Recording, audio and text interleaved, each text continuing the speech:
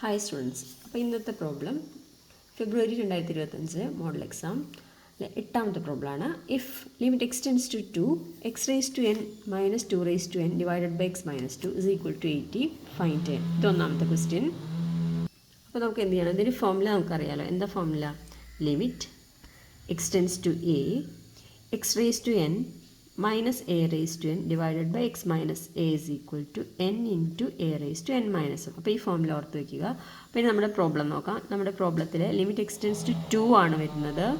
അപ്പോൾ നമ്മുടെ പ്രോബ്ലത്തിൽ എയുടെ വാല്യൂവിന് പകരം എന്താണ് വരുന്നത്? 2 ആണ് വരുന്നത്. അപ്പോൾ ഇതിൻ്റെ right side R H S തന്നിട്ടുണ്ട്. ആർ എച്ച് എസ് എത്രയാണ്? 80 തന്നിട്ടുണ്ട്. അപ്പോൾ നമുക്കിത് ഇവിടെ അപ്ലൈ ചെയ്യാം. അപ്ലൈ ചെയ്യുന്ന സമയത്ത് എന്താ വരിക? എന്നിന് പകരം എൻ തന്നെ എഴുതുക. അപ്പം ഇവിടെ എൻ ഇൻറ്റു എയുടെ പകരം എന്താണ്? 2 ആണ്. 2 raise to N minus 1 is equal to 80 എന്ന് വരും. അപ്പോൾ നമുക്കറിയാം 5 ഇൻറ്റു 16 ഇസ് ഈക്വൽ ടു ആണ് 80 വരുന്നത്. അതായത് 5 ഇൻറ്റു 2 റേസ് ടു 4 ആണ് 80 വരുന്നത്. അതായത് 5 ഇൻറ്റു 2 റേസ് ടു 5 മൈനസ് 1 അല്ലേ? 4ൻ്റെ value 5 minus 1 is equal to 80. അപ്പോൾ നമുക്ക് എന്ത് പറയാം? അതായത് എൻ മൈനസ് 1ൻ്റെ വാല്യൂ എന്ന് പറയുന്നത് എത്രയാണ്? ഇത് എൻ. അപ്പോൾ എന്നിൻ്റെ വാല്യൂ എന്തായി? എൻ മൈനസ് 1 4 ആകുമ്പോൾ എൻ്റെ വാല്യൂ 5 ആയില്ലേ? Therefore n is equal to എന്ത് പറയാം? N is equal to 5. അതായത് 5 മൈനസ് 1 ആണ് ശരിക്കും എന്ത് വരുന്നത്? N minus 1. അപ്പോൾ therefore n is equal to എന്ത് വന്നു? 5 എന്ന് വന്നു. ഇനി രണ്ടാമത്തെ question. Limit X tends to 0 sine pi X divided by x into cos two x. അപ്പോൾ നമുക്ക് ഫോർമുല അറിയാം. എന്താണ്? Limit X tends to 0 sine x divided by X is equal to 1 എന്നറിയാം.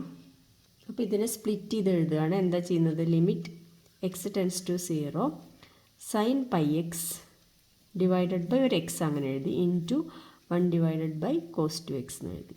എന്നിട്ട് അപ്പോൾ ഇവിടെ ഒരു പൈയുടെ കുറവുണ്ട് അല്ലേ ഡിനോമിനേറ്ററിൽ.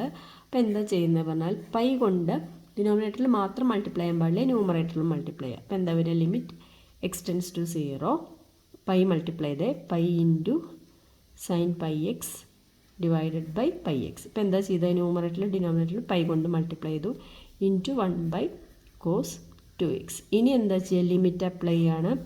എക്സിൻ്റെ വാല്യൂ 0 ആകുമ്പോൾ പൈ എക്സിൻ്റെ വാല്യൂ എന്താവും? 0. എക്സിൻ്റെ വാല്യൂ